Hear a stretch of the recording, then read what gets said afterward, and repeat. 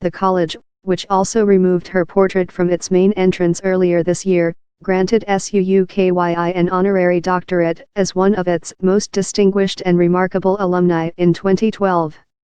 At the time, Suu Kyi, a Nobel Peace Prize laureate and former political prisoner, was still widely idolized as a champion of democracy and nonviolent human rights advocacy. She spent nearly 15 years under house arrest while campaigning against Myanmar's decades-long military dictatorship, and became the nation's state councillor in 2016, a position equivalent to prime minister in many countries. In late August, a Rohingya insurgency attacked a number of government security posts in Buddhist-majority Myanmar, where Rohingyas have endured decades of discrimination and extremely limited rights. 12 officers were killed. The military unleashed a retaliatory crackdown, which international observers have decried as barbaric and disproportionate. State actors have committed atrocities amounting to crimes against humanity, according to Amnesty International. As many as 1,800 Rohingya children are making the perilous journey across the border per day, according to a new report from UNICEF. But as the crisis escalates, Suu Kyi has remained tight-lipped on the Rohingyas' plight, despite mounting pressure to speak out and take action.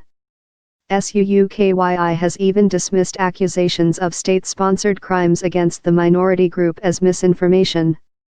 The government has already started defending all the people in Rakhine in the best way possible, her office claimed in a Facebook post last month. But Myanmar's government has tightened restrictions on urgently needed aid supplies and services in Rakhine state. It has also denied access to humanitarian groups as well as a UN fact-finding mission in the country and other attempted investigations into the alleged and documented persecution. Suu Kyi's inaction has sparked protests around the world and calls for her Nobel Prize to be revoked.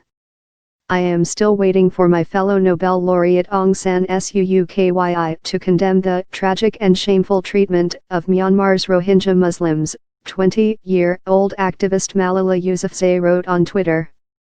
The world is waiting and the Rohingya Muslims are waiting.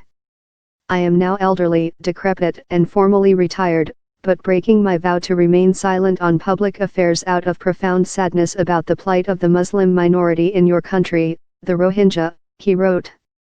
If the political price of your ascension to the highest office in Myanmar is your silence, the price is surely too steep. That is what we would expect from any government, to protect everybody within their own jurisdiction, Lee added.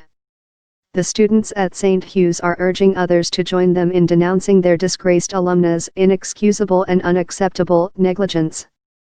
We must condemn Aung San Suu Kyi's silence and complicity on this issue and her condonation of the human rights offences in her own land, they said. In doing so, she has gone against the very principles and ideals she had once righteously promoted.